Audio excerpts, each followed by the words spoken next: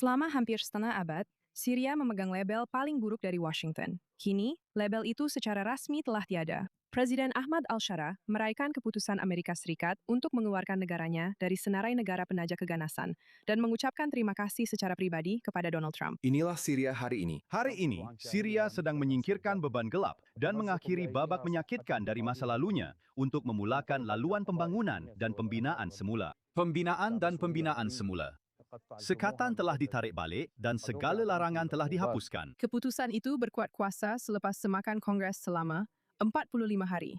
Setiausaha Negara Marco Rubio berkata ia mengiktiraf tindakan positif dan komitmen lanjut oleh kerajaan Syria untuk benar-benar menjauhkan Syria daripada keganasan antarabangsa.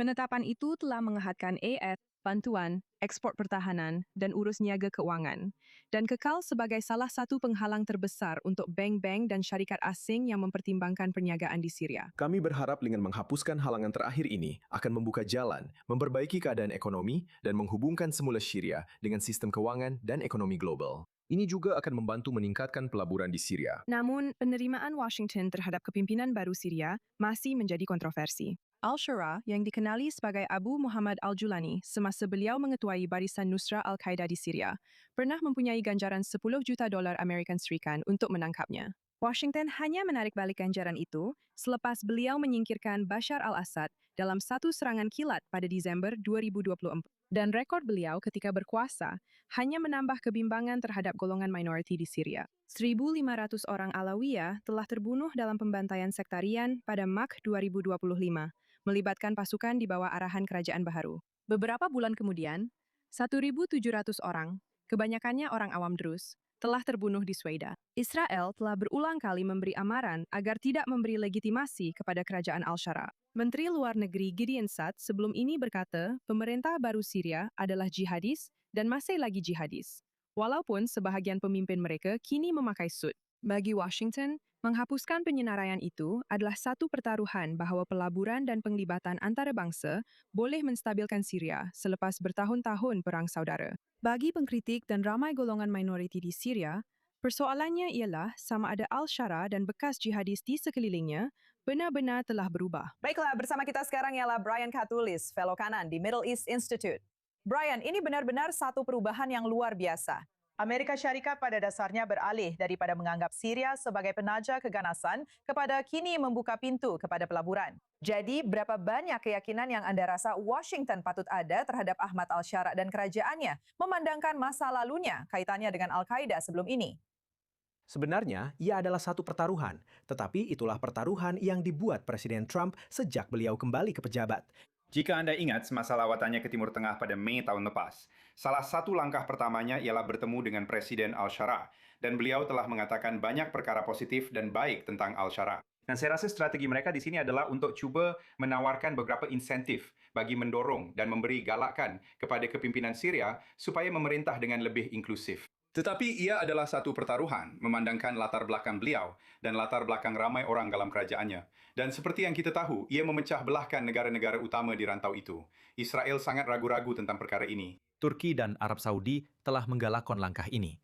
Jadi, masa akan menentukan sama ada pertaruhan ini benar-benar membuahkan hasil dan menawarkan kestabilan kepada rantau ini. Baik, maksud saya mahu Anda jelaskan perkara ini untuk penonton kita. Kerana saya rasa ramai yang keliru mengapa Trump begitu bersedia dan rela menerima Al-Shara sebagai seorang pemimpin. Dan secara literal Anda tahu menyampaikan message yang telah beliau sampaikan bahawa dia adalah seorang lelaki yang telah berubah, memandangkan masa lalu individu ini sebagai seorang jihadis. Saya rasa ada dua sebab. Pertama, kita lihat dalam urusan Presiden Trump dengan setiap pemimpin dunia, dia sebenarnya tidak peduli tentang nilai-nilai. Dia bukan seorang yang mementingkan nilai-nilai demokrasi. Malah ada juga keraguan di sini di Amerika Syarikat sama ada beliau menjaga nilai-nilai Amerika sendiri. Jadi beliau gembira untuk bertemu dengan pemimpin Korea Utara. Jadi dalam hal itu, beliau lebih mengagumi kuasa berbanding mereka yang sebenarnya menyokong nilai-nilai yang sama seperti kita. Dan secara ringkasnya, Anda tahu, Al-Shara pernah diburu oleh Amerika Syarikat beberapa tahun lalu. Tetapi kini beliau mempunyai kuasa dan Presiden Trump akan bekerja sama dengannya. Kedua, saya rasa visi Presiden Trump untuk rantau ini, Anda tahu, orang ramai memberi tumpuan kepada matlamat beliau untuk memperluaskan perjanjian Abraham serta dasar beliau yang berbolak-balik terhadap Iran. Tetapi sebenarnya beliau telah memberi banyak masa dan perhatian kepada Syria dan Lubnan di rantau Levan, dan beliau benar-benar mahu membantu para pemimpin di sana menstabilkan keadaan mereka sendiri. Dan itu telah menyebabkan beliau bertentangan dengan beberapa pandangan yang kita dengar dari negara-negara seperti Israel. Bercakap tentang Israel, Menteri Pertahanan Israel Katz menegaskan bahawa tentera Israel tidak akan meninggalkan zon penampan mereka di selatan Syria. Brian, kekal bersama kami. Saya mahu dengar apa yang beliau katakan dahulu. Kita memandang ke bawah ke arah Damsyik dari sini, pada jarak 35 km. Kita juga memandang ke bawah ke lembah di Lubnan, ke kubu kuat Hezbollah dari atas. Dan sudah tentu, kita memandang ke bawah dan melindungi komuniti di Bukit Golan dan Galilee daripada pasukan jihad yang berada di sini di seberang. Banyak pasukan jihad yang juga berada dalam rejim Syria, ada yang dalam pelbagai organisasi pengganas. Dari setiap arah, matlamat mereka adalah untuk menyerang negara Israel dan Angkatan Pertahanan Israel yang berada di sini dan akan kekal di sini, serta tidak akan berpindah dari sini, menjamin bahwa perkara-perkara ini tidak akan berlaku lagi. Inilah pengajaran utama daripada 7 Oktober. Syria pada dasarnya mengecam apa yang dipanggil sebagai kemasukan haram Menteri Pertahanan Israel ke selatan negara itu, di mana kita melihat beliau membuat kenyataan-kenyataan ini. Brian, saya ingin bercakap dengan Anda sedikit tentang Israel dan bagaimana Anda fikir Israel akan terkesan oleh keputusan Amerika Syarikat untuk pada dasarnya mengeluarkan Syria daripada senarai negara pengganasnya. Seperti yang saya sebutkan, ini adalah satu perjudian bagi Amerika Syarikat. Tetapi risikonya sebenarnya akan ditanggung oleh negara-negara seperti Israel yang perlu hidup dengan kesannya di rantau mereka sendiri. Dan sejujurnya, kerajaan Israel yang ada sekarang ini lebih kurang sama dengan kerajaan Israel yang gagal melindungi rakyatnya sendiri pada 7 Oktober hampir 3 tahun yang lalu. Dan saya rasa ia telah melakukan perkara yang luar biasa untuk cuba mengalahkan musuh-musuh Israel di Lubnan, di Teheran, dan di Iran, dan di Syria. Tetapi saya juga rasa mereka telah melaksanakan dasar serangan tanpa strategi. Saya tidak pasti apakah matlamat akhir kerajaan Israel yang ada sekarang. Dan memang menarik untuk melihat bahawa dalam isu Syria sekurang-kurangnya terdapat perbezaan pendapat antara Amerika Syarikat di bawah Donald Trump dan Israel di bawah kerajaan Netanyahu. Saya rasa memang kerana itu. Daripada visi yang datang dari Israel sekarang ini. Awak tahu, saya rasa perkara terakhir yang saya ingin tanya kepada awak adalah tentang Israel yang enggan berundur dari zon penampan di sempadan dengan Syria itu. Kita tahu bahawa, awak tahu, Washington telah mendesak Israel dan Syria untuk bersetuju dengan sejenis perjanjian damai. Saya rasa itu yang kita boleh panggil. Tetapi adakah awak fikir, awak tahu, usaha untuk mewujudkan satu perjanjian keselamatan yang lebih luas dengan Syria akhirnya akan dianggap mustahil jika Israel tidak mahu berundur dari kawasan ini? Sudah tentu. Maksud saya, tanggungjawab nombor satu mana-mana kerajaan adalah untuk melindungi rakyatnya sendiri. Dan sekali lagi, kenangan 7 Oktober dan pencerobohan dari Gaza masih kuat dalam ingatan ramai rakyat Israel. Jadi, melainkan ada kepercayaan dan keyakinan yang dibina antara kedua-dua pihak, Israel dan Syria, inilah masalah dengan diplomasi Presiden Trump yang tidak menentu dan bersifat sandiwara. Ia seringkali tidak membina kepercayaan dan keyakinan antara pihak-pihak terlibat. Sebab itulah beliau tidak dapat menyelesaikan perang Rusia terhadap Ukraine atau beliau bertindak secara tidak menentu terhadap Iran. Jadi saya faham mengapa Israel ingin cuba mengekalkan semacam zon penampan untuk melindungi rakyatnya kerana ketidakpastian yang dilihat di rantau itu. Tetapi juga ketidakpastian yang datang daripada dasar Amerika Syarikat hari ini.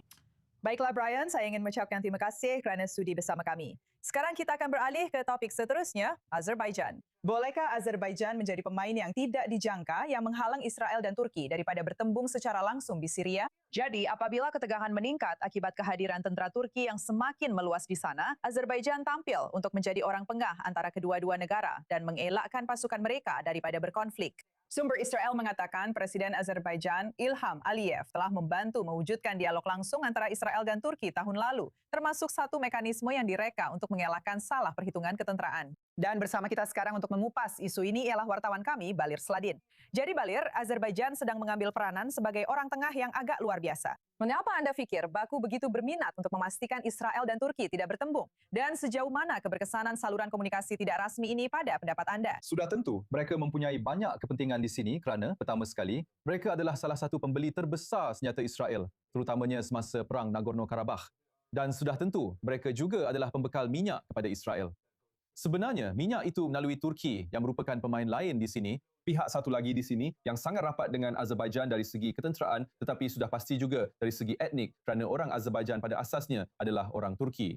Dan itulah sebabnya sangat penting bagi Azerbaijan untuk tidak melihat sebarang konflik antara kedua-dua negara ini yang mereka perlu pilih pihak sekiranya sesuatu memuncak dalam konteks konflik yang sedang berlaku di Syria sekarang, jika kita boleh panggil ia sudah menjadi konflik. Juga Azerbaijan mahu menjadi, anda tahu, pemain yang lebih penting di rantau Asia Tengah. Kita sedang bercakap tentang negara yang baru-baru ini muncul dengan projek baru iaitu Koridor Zangezur yang disokong oleh AS. Dan sudah tentu, mereka mahu memainkan peranan utama di kawasan itu secara amnya. Sekarang mengenai keberkesanan keseluruhan langkah yang diambil oleh Baku ini. Pertama sekali perlu dijelaskan bahawa ia datang bersama dengan AS, langkah juga. Tetapi ada satu lagi kelebihan untuk Ilham Aliyev berbanding dengan pendekatan AS, iaitu hakikat bahawa beliau bukan Tom Barak, seseorang yang pihak Israel tidak percayai, sekurang-kurangnya berdasarkan apa yang kita lihat secara terbuka daripada Tom Barak. Sesuatu yang benar-benar Israel tidak boleh terima. Dan itulah sebabnya Ilham Aliyev kini lebih dipercayai oleh pihak Israel secara khusus. Betul. Itu menimbulkan keraguan sekarang tentang sejauh mana Israel benar-benar mempercayai atau melihat bahawa pendekatan Amerika Syarikat, terutamanya Tom Barak, benar-benar bersikap neutral dalam hal ini. Kontroversi Turki-Israel secara umum. Melihat ke hadapan, apa yang anda fikir menjadi kebimbangan terbesar Israel sekarang? Adakah ia kehadiran ketenteraan Turki yang semakin meningkat di Syria atau sekurang-kurangnya cubaan mewujudkan kehadiran di Syria? Atau anda tahu kemungkinan bahawa salah perhitungan antara kedua-dua negara ini boleh berkembang menjadi sesuatu yang jauh lebih serius? Jadi ada aspek taktikal dalam hal ini yang mana sudah tentu adalah yang paling menakutkan sekali. Kerana jika sesuatu berlaku apabila kita melihat pesawat Israel berada di atas Syria dan kemudian tentera Turki berfikir bahawa pesawat ini sebenarnya menuju ke wilayah Turki dan mereka menembaknya jatuh, itu memang satu situasi yang mustahil untuk diredakan. Dan sudah tentu, suruh konfrontasi yang mungkin berlaku jika Israel menyerang aset Turki pada bila-bila masa di Syria, itu juga sesuatu yang sangat sukar untuk dikendalikan. Sekarang ini adalah aspek taktikalnya, tetapi ada juga aspek strategik, iaitu bagaimana Israel pada masa depan melihat rantau yang merangkumi Syria. Jika Turki meletakkan radar canggih di kawasan Syria, Termasuk sudah tentu, sistem pertahanan udara itu akan mengehadkan keupayaan Israel untuk beroperasi. Secara umum, terutamanya apabila kita bercakap tentang situasi dengan Iran yang masih belum selesai dan nampaknya ia tidak akan selesai dalam masa terdekat. Jadi jika Israel menggunakan ruang udara Syria, sebenarnya mereka juga telah menggunakan ruang udara Syria sebelum penjatuhan rejim Assad. Tetapi sudah pasti sekarang mereka mahu mengambil kesempatan ini. Ya, menggunakan ruang udara Syria untuk menyerang Iran jika sesuatu berlaku pada masa hadapan.